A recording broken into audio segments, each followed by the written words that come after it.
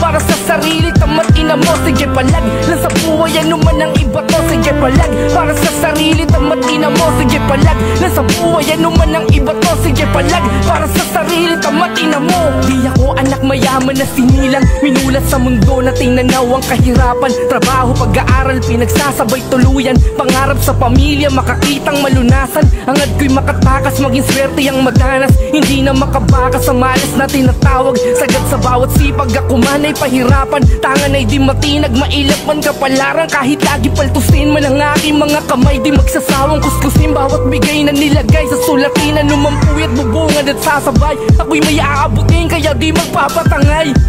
Kada pasok, walang tulog, sumusugod, walang baon sa trabaho, nakatutok, todo kayod, bumabangon, maiahon, mo silang lahat at di malunod. Sige palag, nasa buhay ano man ang iba to. Sige palag, para sa sarili, tamad ina mo. Sige palag, nasa buhay ano man ang iba to. Sige palag, para sa sarili, tamad ina mo. Sige palag, nasa buhay ano man ang iba to. Sige palag, para sa sarili, tamad ina mo. Sige palag, nasa buhay ano man ang iba to. Sige palag, para sa sarili, tamad ina mo. Lakas loob lang ang daladala ko, hindi pwede mabigo sarili, tamad ina ko. Ilang trabaho man sa akin dumating nang dumating, di na ako para mapagod, gagawin ang gagawin. Balang araw di na babalik ako sa kahirapan, alaala na lang doon kaya aking pagsisikapan.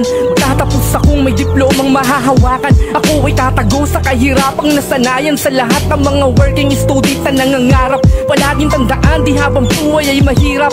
Huwag kang mapagod, ano man ang iyong naranasan. Araw-araw panalangin ay palagi mong samahan. Galingan ng galingan, tiyagaan ng tiyagaan. Ang mga problema mo ay iyong malalampasan. Huwag na huwag panghihinaan, lagi mong tatatagan. Alam kong kaya mo yan, lahat mapagtagumpayan.